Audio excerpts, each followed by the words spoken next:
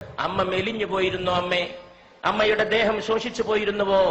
മലമയീ ശയ്യാച്ച സാംവത്സരി, എന്റെ മലമൂത്രത്തെ അമ്മ കൊല്ലക്കണക്കിന് കാലം ശയ്യയാക്കിയിരുന്നുവോ? ഇന്നത്തെ പാഠപുസ്തകങ്ങൾ ഇതൊന്നും തെരഞ്ഞിട്ട് കാര്യമില്ല.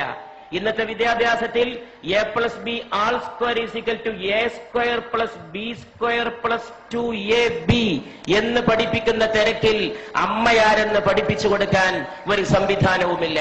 അതുകൊണ്ട് അമ്മയെ വീടുകളിൽ നിന്ന് ആട്ടിപ്പുറത്താക്കുന്നവരൊക്കെ വിവരമില്ലാത്തവരും വിദ്യാഭ്യാസമില്ലാത്തവരുമാണെന്ന് ധരിക്കണ്ട. അവരൊക്കെ വലിയ ബഹുമതികളുടെ അക്ഷരക്കൂട്ടങ്ങളെ സ്വന്തം പേരിന്റെ അകമ്പടി ചേർത്ത് എഴുതി വെക്കുന്നവരും ബിരുദ കൂമ്പാരങ്ങളിൽ ജീവിക്കുന്നവരുമാണ്. പക്ഷെ അമ്മയെ തിരിച്ചറിയാൻ വേണ്ടത് വേറെ ഒരു ജ്ഞാനമാണ്, സ്നേഹത്തിന്റെ ഒരു ജ്ഞാനമാണ്. അമ്മ വീണ്ടും നിർബന്ധിച്ചപ്പോൾ ശങ്കരൻ ഒരു ശ്ലോകം ചൊല്ലി തന്റെ അമ്മക്ക് നന്ദി പറയുകയാണ് ചെയ്തത്. നമസ്തേ നമസ്തേ ജഗന്നാഥ വിഷ്ണു, നമസ്തേ നമസ്തേ ഗദാ ചക്രപാണേ, നമസ്തേ നമസ്തേ പ്രപന്നാർത്തിഹാരിൻ, സമസ്താപരാധം ക്ഷമസ്വാഖിലേശം, മുഖേ ചന്ദ്രഹാസം നഖേ ചന്ദ്രഭാസം, കരേചാരു ചക്രം സുരേഷാഭിവന്ദ്യം, ഭുജംഗേ ശയാനം ഭജേ പത്മനാഭം എന്ന് മകൻ ചൊല്ലുമ്പോ അമ്മയുടെ രണ്ട് കണ്ണിൽ നിന്നും കണ്ണുനീരിന്റെ പ്രവാഹമായിരുന്നു. അങ്ങനെയാണ് ആര്യാമ്പ കണ്ണടച്ചത് എന്ന് ചരിത്രം നമ്മോട് പറയുന്നു. പ്രവാചകൻ മുഹമ്മദ് നബി സല്ലല്ലാഹു അലൈഹി വസല്ലമയുടെ മുമ്പിൽ ചെന്ന് ഒരു ശിഷ്യൻ ചോദിച്ചു, ഞാൻ ആരോടാണ് ഏറ്റവും കൂടുതൽ നന്ദി കാണിക്കേണ്ടത്? ദൈവദൂതനായ മുഹമ്മദ് നബി സല്ലല്ലാഹു അലൈഹി വസല്ലം മറുപടി പറഞ്ഞു, നിന്റെ മാതാവിനോട്. ചോദ്യകർത്താവ് ചോദിച്ചു, പിന്നെ ആരോട്? രണ്ടാമത്തെ ആൾ ആരാണെന്നാണ് ചോദ്യകർത്താവിന് അറിയേണ്ടത്. പക്ഷേ അവിടുന്ന് പറഞ്ഞു, നിന്റെ മാതാവിനോട്. പിന്നെ ആരോട് എന്ന് ചോദിച്ചപ്പോ വീണ്ടും പറഞ്ഞു, നിന്റെ മാതാവിനോട്.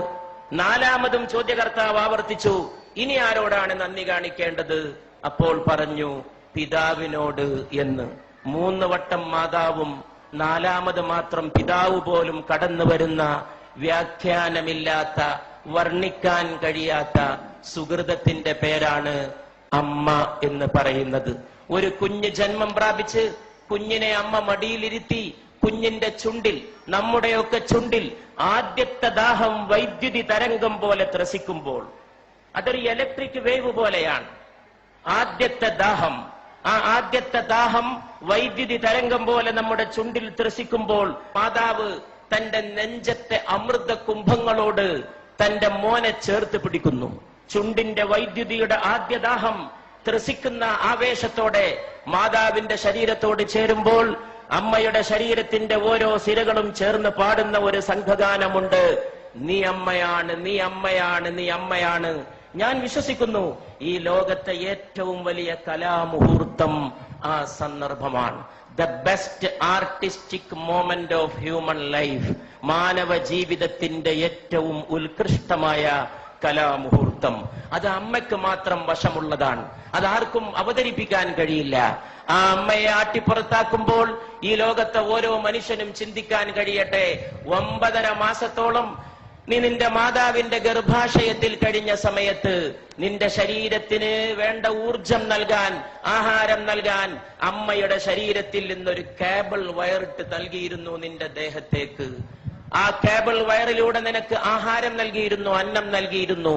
അതിലൂടെയാണ് നീ ശ്വസിച്ചത്, അതിലൂടെയാണ് നീ പോഷകാംശം സ്വീകരിച്ചത്. നീ ജനിച്ചു വളർന്ന് വലിയ ആളായി ആകാശം മുട്ടുന്ന രീതിയിൽ വളർന്നപ്പോഴും നിന്റെ മാറത്ത് ദൈവം അതിന്റെ ഒരു മുദ്ര ബാക്കിയുണ്ടാകണമെന്ന് തീരുമാനിച്ചു. അതാണ് പൊക്കിൾ കുഴി. മാതാവിനെ ചവിട്ടാൻ കാലോങ്ങുന്നവന്റെ മാറത്തിരുന്ന് ഈ മുദ്ര തേങ്ങണം. ആ മുദ്ര മരിക്കുന്നവരെ, 9.5 മാസത്തെ ജീവത്യാഗത്തിന്റെ മുദ്ര, മനുഷ്യൻ മരിക്കുന്നവരെ അവന്റെ മാറത്ത് കിടക്കണം എന്ന് സർവേശ്വരൻ തീരുമാനിച്ചിരിക്കുന്നു. അച്ഛന്റെ മുദ്ര പോലും വേണമെങ്കിൽ ശരീരത്തിൽ നിന്ന് മാറ്റിയേക്കാം. മാതാവിന്റെ മുദ്രയെന്ന പൊക്കിൾ കുഴി മാറ്റാൻ ഈ ലോകത്ത് ഒരു ശസ്ത്രക്രിയ കൊണ്ടും സാധ്യമല്ല. അത്ര വലിയ അടയാളമായി അത് ജ്വലിച്ചു നിൽക്കുകയാണ്. ഈ നാട്ടിക കടപ്പുറത്ത് തടിച്ചുകൂടിയ സഹോദരങ്ങൾക്ക് മുമ്പിൽ എന്റെ വാക്കുകൾ അവസാനിപ്പിക്കുമ്പോൾ എനിക്കൊന്നേ പറയാനുള്ളൂ. ഈ ലോകത്തിന്റെ ഇന്നത്തെ ഏറ്റവും വലിയ പ്രശ്നം ഏതാണ്?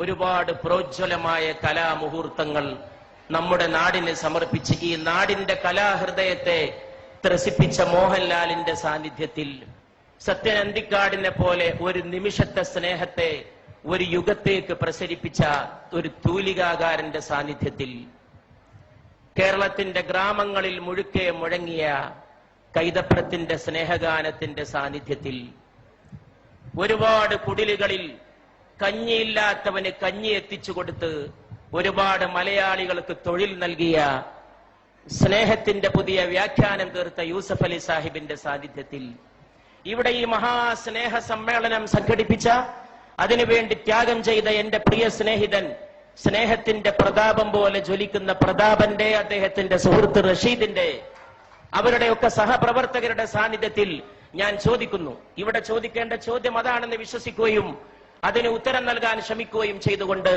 ഞാൻ എന്റെ വാക്കുകൾ അവസാനിപ്പിക്കുകയാണ്. ഏതാണ് ഈ ലോകത്തിന്റെ ഏറ്റവും വലിയ പ്രശ്നം? അത് ദാരിദ്ര്യമല്ല. ഇഷ്ടം പോലെ പട്ടിണി ഇന്നും ലോകത്തുണ്ട്. എന്റെ അടുത്തൊരു ചെറുപ്പക്കാരൻ വന്നിരുന്നു, ഒട്ടകത്തിന്റെ മലദ്വാരത്തിലേക്ക് വായ ചേർത്ത് നിൽക്കുന്ന ഒരു സുഡാനീസ് ബാലന്റെ ചിത്രവുമായിട്ട്. ഒട്ടകം വിസർജിക്കുന്നതിന് വേണ്ടി ആ വിസർജ്യം ആഹരിക്കാൻ കാത്തു നിൽക്കുകയാണ്. ദാരിദ്ര്യത്തിന്റെ പരമകാഷ്ഠ, ഒട്ടകത്തിന്റെ മലദ്വാരത്തോട് വായ ചേർത്ത് വെച്ച് നിൽക്കുന്ന സുഡാനിലെ ബാലൻ. എന്നിട്ടും ഞാൻ പറയുന്നു, ദാരിദ്ര്യമല്ല ഈ ലോകത്തിന്റെ പ്രശ്നം. ഈ ലോകത്തിന്റെ പ്രശ്നം ഇന്ന് ഒരുപാട് നിരക്ഷരരുണ്ടെങ്കിലും നിരക്ഷരതയുമല്ല ഈ ലോകത്തിന്റെ പ്രശ്നം എന്ന് ഞാൻ പറയും. ഈ ലോകത്തിന്റെ ഏറ്റവും വലിയ പ്രശ്നം തൊഴിലില്ലായ്മയല്ലെന്നും ഞാൻ പറയുന്നു.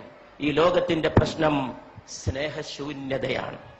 അതിൽ നിന്നാണ് വർഗീയത ഉണ്ടാകുന്നത്, അതിൽ നിന്നാണ് ഭീകരവാദം ഉണ്ടാകുന്നത്, അതിൽ നിന്നാണ് തീവ്ര സങ്കല്പങ്ങൾ ഉണ്ടാകുന്നത്, അതിൽ നിന്നാണ് മാതാവിനെ ആട്ടിപ്പുറത്താക്കാനുള്ള അവസരമുണ്ടായിത്തീരുന്നത്, അതിൽ നിന്നാണ് അച്ഛനെ അവഗണിക്കാൻ തോന്നുന്നത്. മാതാവിന്റെ കാൽച്ചോട്ടിലാണ് സ്വർഗം എന്ന് പ്രവാചകൻ പറഞ്ഞു. മാതാപിതാക്കൾക്ക് പ്രായമെത്തിയാൽ അവരോട് ഛെ എന്ന വാക്ക് പോലും പറയരുത് എന്ന് ഖുർആൻ വിലക്കി. ഛെ എന്ന ഒരു വാക്ക് മതി വേദനിപ്പിക്കാൻ. നീ നിന്റെ അച്ഛനെ തൊഴിക്കണമെന്നില്ല, ഒരു വാക്ക് മതി വേദനിപ്പിക്കാൻ. വാക്കുകൊണ്ടുപോലും നീ അവരെ വേദനിപ്പിക്കരുത്. ദൈവത്തോട് നന്ദി ചെയ്യുന്ന പോലെ നീ നിന്റെ മാതാപിതാക്കളോട് നന്ദി ചെയ്യണം എന്നും ഖുർആൻ തുടർന്ന് കൽപ്പിക്കുന്നു. അതുകൊണ്ട് പ്രിയപ്പെട്ടവരെ, ഇന്നത്തെ ലോകത്തിന്റെ ഏറ്റവും വലിയ പ്രശ്നം സ്നേഹശൂന്യതയാണ്. അത് ഓർമ്മിപ്പിച്ച വലിയ ഒരു അമ്മയെയും ഞാൻ ഓർക്കുന്നു. അത് മദർ തെരേസയാണ്. ഇന്ത്യയിലെ വലിയ ഒരമ്മ, ഒരുപാട് മക്കളെ മാറോട് ചേർത്ത അമ്മ. സ്നേഹമെല്ലാം ജയിക്കും, സ്നേഹമെല്ലാം പൊറുക്കും എന്ന് പഠിപ്പിച്ച ആ അമ്മയുടെ പേരിൽ ഈ സ്നേഹ സദസ്, ഇവിടെ കൂടിയ എല്ലാ അമ്മമാരുടെയും പേരിൽ, മോഹൻലാലിന്റെ അമ്മ ഇവിടെ വിളക്ക് കൊളുത്താൻ എത്തിയത് ഒരുപക്ഷെ ഈ മൺതരികൾ നാളെ ഓർത്തേക്കും. കാലങ്ങൾ കഴിഞ്ഞ് ഈ അമ്മമാർ വീട്ടിലേക്ക് പോയാലും നാളെ വൃദ്ധസദനങ്ങൾക്കെതിരായ ഒരു താക്കീതായി, ഇരുട്ടത്തൊരു കിരണമായി, ഒരു ഉൽഫുല്ല ബാലരവിയുടെ അരുണോദയ കിരണമായി, സ്നേഹനിരാസത്തിന്റെ അന്ധകാര സീമകളിലേക്ക് അടിച്ചു വീശുന്ന സ്നേഹപ്രകാശത്തിന്റെ ജ്വാലയായി ഈ തിരി എന്നും കത്തി എരിഞ്ഞു എന്ന് വന്നേക്കും. അപ്പോഴും നിങ്ങളും ഞാനും ഓർത്തേക്കും, നമ്മൾ രാത്രി ഉറങ്ങിക്കിടക്കുമ്പോ നമ്മുടെ പിതാവ് വന്നത്. അർദ്ധരാത്രിക്ക് ശേഷം തൊട്ടിലിൽ കിടക്കുന്ന എന്നെയോ നിങ്ങളെയോ നോക്കി അമ്മയോട് അല്ലെങ്കിൽ ഉമ്മയോട്, അച്ഛൻ അല്ലെങ്കിൽ ബാപ്പ ചോദിച്ചത്, ഉപ്പ ചോദിച്ചത്, എന്റെ മോൻ ഉറങ്ങിയോ? എന്റെ മോൻ. ഈ ലോകത്ത് ട്രാൻസ്ലേഷൻ ഇല്ലാത്ത, പരിഭാഷയില്ലാത്ത ചില പദങ്ങളുണ്ട്, അതിൽപ്പെട്ടതാണിത്. ആ സമയത്ത് പാവം മാതാവ് പറഞ്ഞിരിക്കും, മോൻ ഉറങ്ങി അല്ലെങ്കിൽ മോൾ ഉറങ്ങി എന്ന്. അപ്പൊ ഈ പിതാവ് തൊട്ടിലിൽ നിന്ന് കുഞ്ഞിനെ, നിങ്ങളെ എന്നെ വാരിയെടുത്തത്, മൂക്കോട് ചേർത്ത് ഉമ്മ വെച്ചത്, കവിളത്തും നെറ്റിയിലും ശിരസിലുമല്ല, നമ്മുടെ കുഞ്ഞിക്കാലുകൾ മൂക്കോട് ചേർത്ത് വെച്ച് ആ പാവപ്പെട്ട മനുഷ്യൻ വിതുമ്പിയത്. അതിന്റെ ഒരു സ്നേഹത്തിന്റെ മുഹൂർത്തം ഓർമ്മയുണ്ടെങ്കിൽ കേരളത്തിലെ വൃദ്ധസദനങ്ങൾ മുഴുവൻ അടച്ചിടാനും അവിടെയുള്ള വൃദ്ധ ദമ്പതികളെ സ്വന്തം വീടുകളിലേക്ക് കൂട്ടിക്കൊണ്ടുപോകാനും ഇവിടുത്തെ മക്കൾക്ക് സാധിക്കുമായിരുന്നു എന്ന് ഞാൻ വിശ്വസിക്കുന്നു. ആ സമയത്ത് ഒരു പക്ഷേ ഏതോ ഒരു കവി വിലപിച്ച പോലെ കാലവും വിലപിച്ചേക്കും. ഈ മഹത്തായ സദസ് ഞാനൊരു ഹിന്ദുസ്ഥാനി കവിയുടെ വാക്കുകളെ കൊണ്ട് ഉദ്ഘാടനം ചെയ്യുകയാണ്. घर लौट के रोएंगे माँ बाप अकेले में, घर लौट के रोएंगे माँ बाप अकेले में. വീട്ടു പോയിട്ട് അമ്മയും അച്ഛനും ഒറ്റക്ക് കരയും. घर लौट के रोएंगे माँ बाप अकेले में, मिट्टी के खिलौने भी സസ്തേ ന ഥേ മേലേ മേ. എന്തുകൊണ്ടാണ് വീട്ടിൽ പോയിട്ട് അച്ഛനും അമ്മയും ഒറ്റക്ക് കരയുന്നത്? മണ്ണുകൊണ്ടുണ്ടാക്കിയ കളിപ്പാട്ടത്തിന് പോലും ചന്തയിൽ നല്ല വിലയായിരുന്നു. ഈ കവി വാഴ്ത്തപ്പെടട്ടെ. മണ്ണുകൊണ്ടുണ്ടാക്കിയ കളിപ്പാട്ടത്തിന് പോലും ചന്തയിൽ നല്ല വിലയായിരുന്നു. മനുഷ്യരെ നിർമ്മിച്ചൊരുക്കുന്ന മാതാവിനും പിതാവിനും ഒരു വിലയുമില്ല. ആ കളിപ്പാട്ടത്തിന്റെ വിലയെങ്കിലും അമ്മയ്ക്കും അച്ഛനും തിരിച്ചേൽപ്പിക്കുന്ന മനോഹരമായ ഒരു പ്രഭാതത്തിന്റെ നാന്ദിയാകട്ടെ ഇന്നത്തെ വൈകുന്നേരത്തെ അസ്തമയ ശോഭ എന്ന പ്രാർത്ഥനയോടെ ഞാൻ എന്റെ വാക്കുകൾ അവസാനിപ്പിക്കുന്നു.